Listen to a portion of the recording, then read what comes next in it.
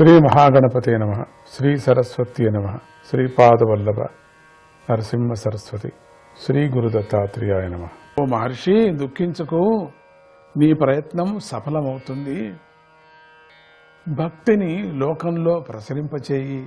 దానితో భక్తికి సంతోషం కలగటమే కాక జ్ఞాన వైరాగ్యాలు, ముసలితనం పోయి వారికి పుట్టి కలుగుతుంది.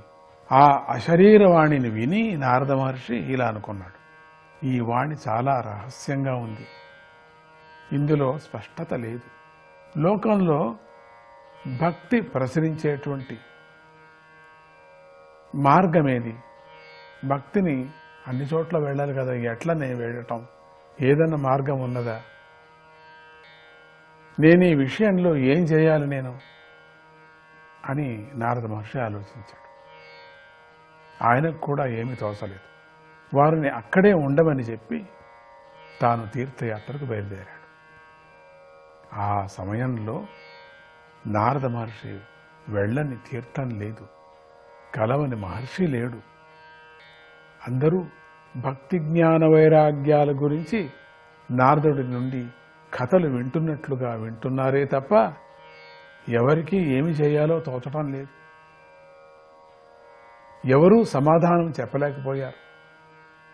కొందరైతే భక్తి భూమి అంతా వ్యాపించటం సాధ్యం కాని పని అని తేల్చి చెప్పేశారు. కొందరు ఆహాకారాలు చేశారు. కొందరు మౌనంగా ఉండిపోయారు. కొందరు ఆశ్చర్యంగా ఉన్నారు. కొందరైతే అపహాస్యం కూడా చేశారు.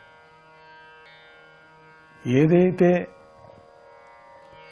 వేదాంతాలతో కూడా తెలిసేది కాదో,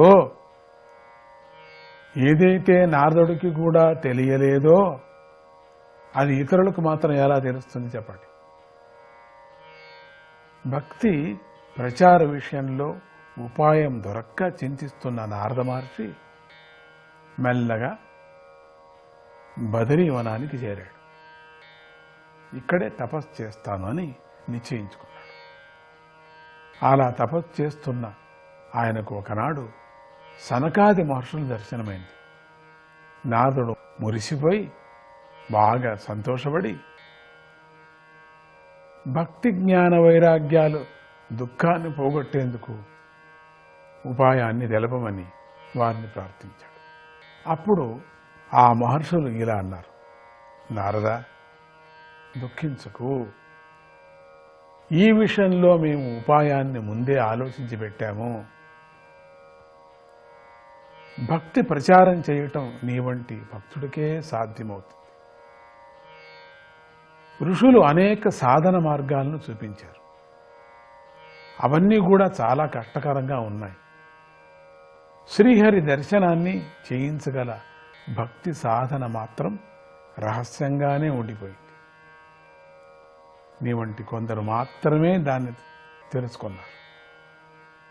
ఆ కారణం చేతనే దేవవాణి నీకు భక్తి ప్రచారం అనే పనిని అప్పగించింది.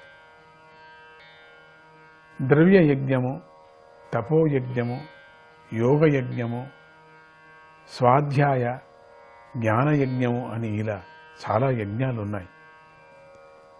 సత్కర్మ సూచకో నూనం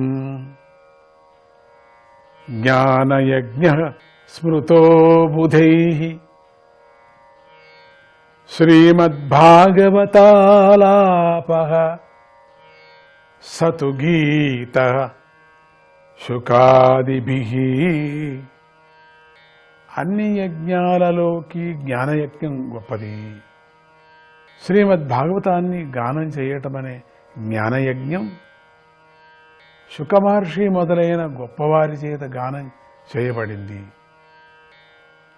ఆ భాగవతాన్ని నువ్వు లోకంలో ప్రచారం చెయ్యి, గానం చెయ్యి. ప్రళయం హి గమిష్యంతి శ్రీమద్భాగవత ధ్వనేః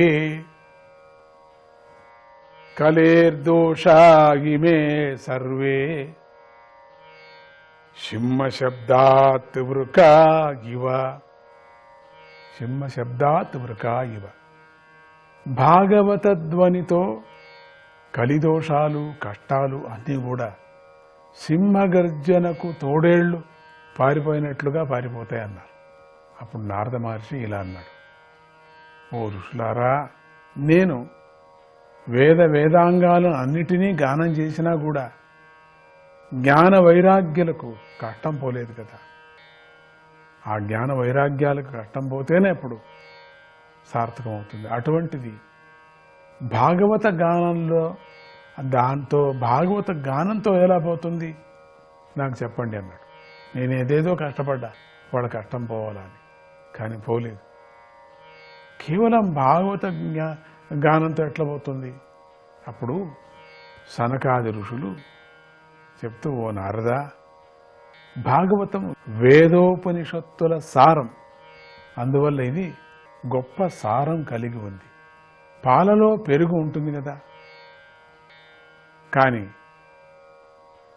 పాలు తోడేసినప్పుడే పెరుగు అవుతుంది. అలా భాగవతం తయారైంది. చెరుకులో చక్కెర ఉంటుంది, కానీ దాన్ని వేరు చేసినప్పుడే చక్కెరగా మారుతుంది కదా. అలా వేదాల సారంగా చెప్పబడేది భాగవతం.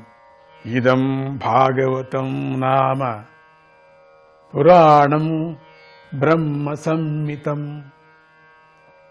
భక్తి జ్ఞాన విరాగాణం స్థాపనాయ ప్రకాశితం. ఈ భాగవతం అనే మహాపురాణం వేద సమానమైనది. ఇది లోకంలో భక్తి జ్ఞాన వైరాగ్యాలను స్థాపించేందుకై భగవానుడి చేత ప్రకాశింపబడి ఉంది. పూర్వం వ్యాసుడు దుఃఖంలో ఉండగా నారాయణుడు బ్రహ్మకు, బ్రహ్మదేవుడు నీకు తెలిపిన చతుశ్లోకి భాగవతాన్ని నువ్వే స్వయంగా వ్యాస భగవానుడికి ఉపదేశించావు కదా. ఆయన దాన్ని విస్తారంగా 18,000 శ్లోకాలలో రచించాడు. శుక మహర్షికి ఉపదేశించాడు. ఆ శుకుడి భాగవతోపదేశంతో పరీక్షిత్తు 7 రోజుల్లో ముక్తిని పొందాడు కదా. అటువంటి భాగవతం యొక్క సహాయంతో నువ్వు లోకంలో భక్తిని వ్యాపింపజేసి భక్తి జ్ఞాన వైరాగ్యాల కష్టాన్ని పోగొట్టగలవు. శ్రీమద్భాగవత శ్రావే శోక దుఃఖ వినాశనం అన్నారు. అప్పుడు నారద మహర్షి, ఓ మహర్షులారా, మీ దర్శనంతో నా సందేహం తీరింది, కష్టం తొలగిపోయింది. నేను ఇక భాగవతాన్ని ప్రచారం చేస్తాను, ఇంటింటా భాగవతం వినిపించేలాగా చేస్తాను అని అంటూ వారికి నమస్కరించి అప్పటి నుంచి సంకల్పించాడు. వాళ్ళ ఆశీర్వచనాన్ని కూడా తీసుకున్నాడు. నమో నారాయణ.